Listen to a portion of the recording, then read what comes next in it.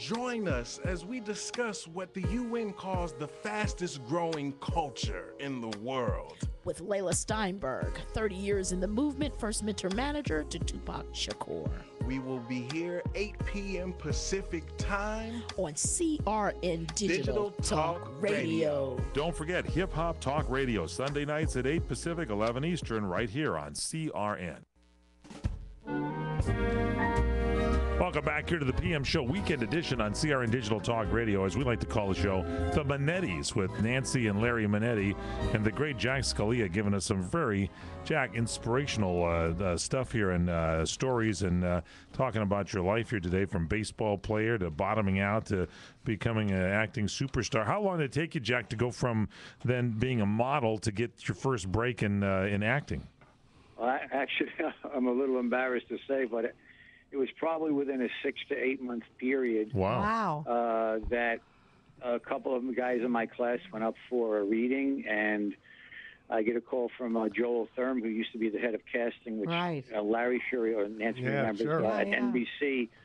And he called me in for this show called, not Rockstar, but I'll think of it in a minute, but it was starring Rock Hudson and Suzanne Plachette and Brenda Vaccaro. I remember that show. It was a mini-series, and so he came in and read it, and I said, how'd you find out about me? He goes, well, I had 2 guys from your class come in. They said, you don't want us, you want Jack Scalia, which I thought was very generous of them. Yeah. Was that the Devlin connection? No, it was called The Star Maker. The Star Maker, that's right. Okay, there you go. Thank you, Nancy.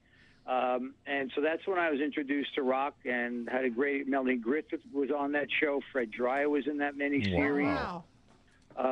There was it jump started a bunch of us. That was Fred's first job. Well, of course, it wasn't Melanie's, but Melanie was still a baby then. And about 6 months later, I get a phone call, and I answer the phone, and I say, hi, and I say, who is this? And he says, Rock Hudson. And I said, yeah, right. You know, I said, and he goes, no, really, it's Rock Hudson. I said, yeah, right. And I hung up the phone. Oh. And then he called back, and he said, Jack, this is Rock. And I go, you sure it's not one of my friends? Put him, he said, Jack, we just did a mini-series together. And he told me a couple of, oh, okay.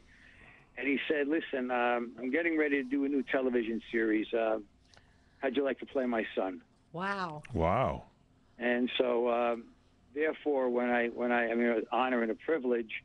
And I said, well, give me a little time to think about it. Okay, I'll do it.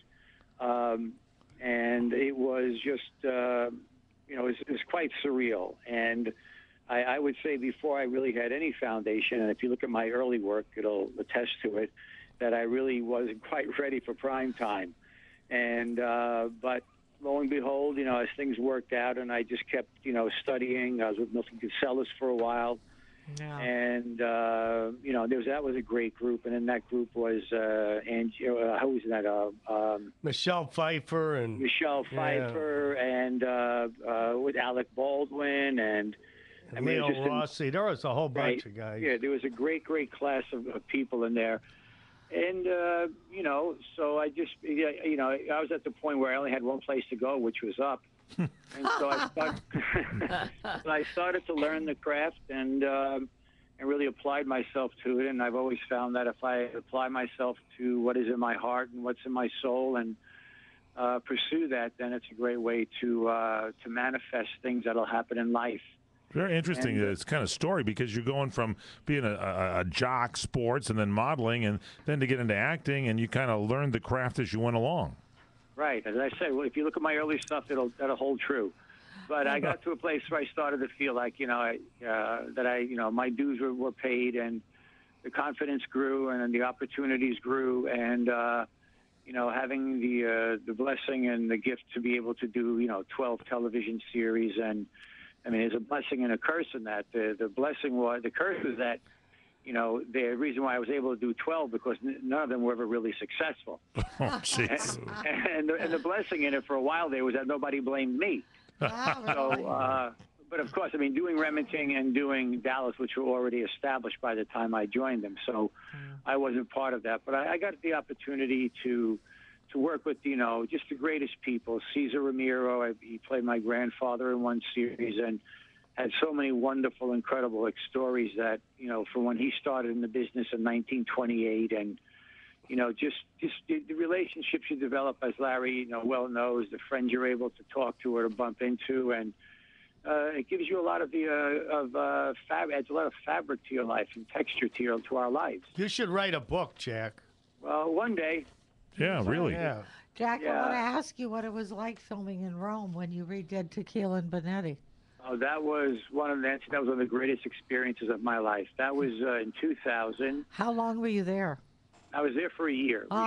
Fabulous. We shot 22 episodes. That was a Don Belisario production. Right. You might be familiar with him, Larry. Yeah, a little just bit. a little Was bit. he there? Excuse me. He came in once to visit.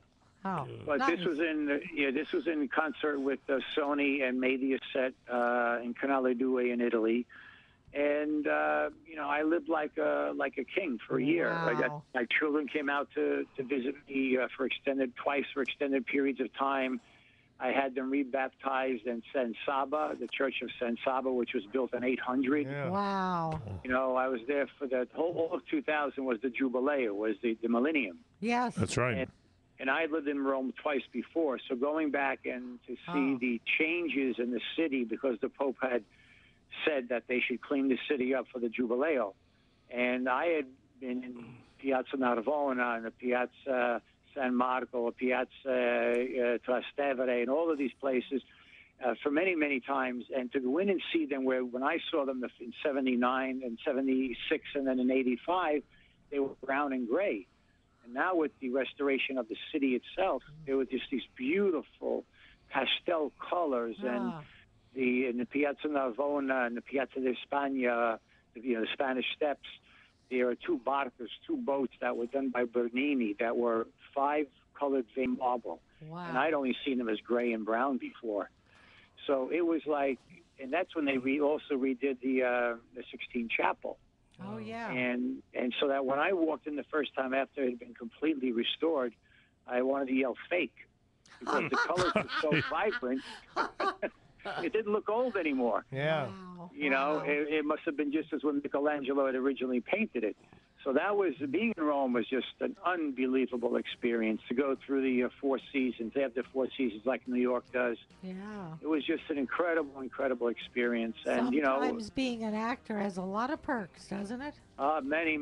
Did you- More so than downside. I agree. Jack, did you get to see or meet Marcello Mastroianni? No, I didn't. He was sick at the time. Oh, I'm sorry. Hey, Jack, we're running out of time. You got a website we can check things out on what's going on with you? You can go to jackscalia.net. JackScalia.net. That's SCALIA, JackScalia.net. And then I just recently purchased the rights to a book called Targets Down, written by Mark Hamer, who is a retired major with the Marines and retired FBI. Wow. It's written by Mark Romick. The screenplay is being written by Mark Romick. Unbelievable. We got to get you back when you do it. Jack, thanks for being with us. Oh, pleasure. Thank you so much Jack. for having We love me. you, buddy. God bless America. Take care. This is